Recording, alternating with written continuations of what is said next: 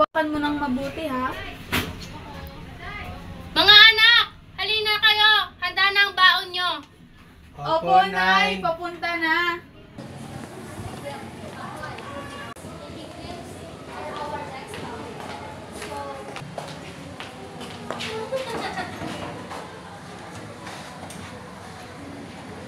Bunso, pasok ka na.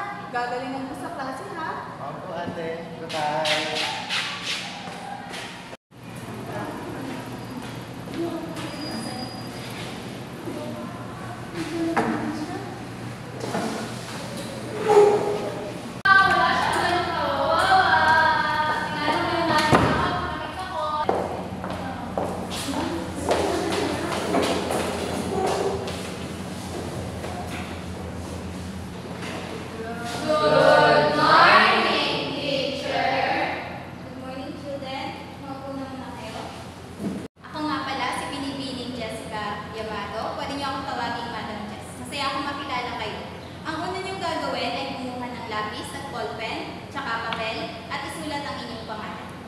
Dadalhin niyo sa akin yung inyong mga nagawa at magpapakilala kayo dito sa online.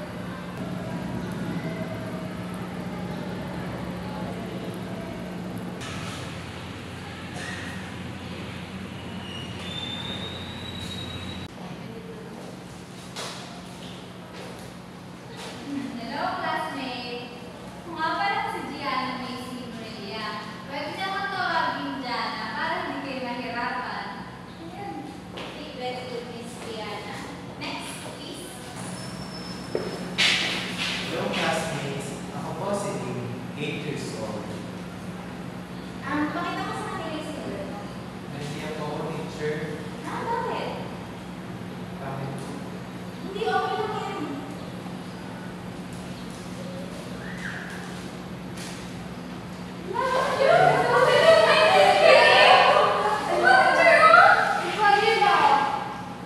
Class, quiet. Hindi maganda yan.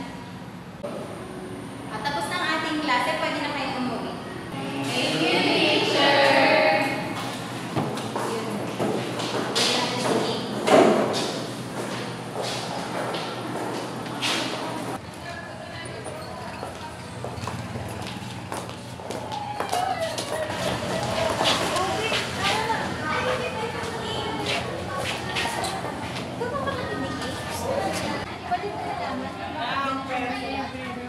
May distraction po kasi siya. Nahihirapan po siyang magsulat.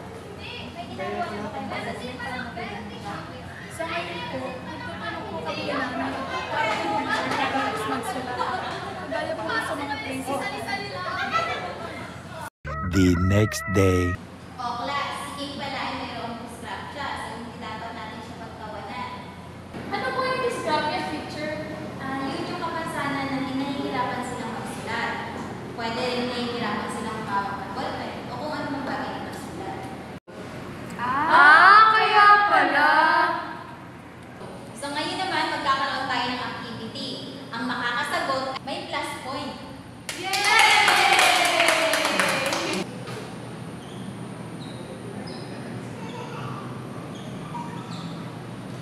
O sino makakapagbigay sa akin ng sagot sa 200 times 20?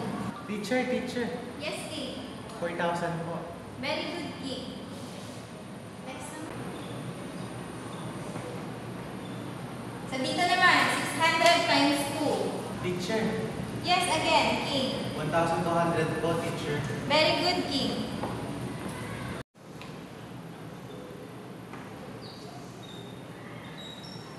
So dito naman, 350 times 2.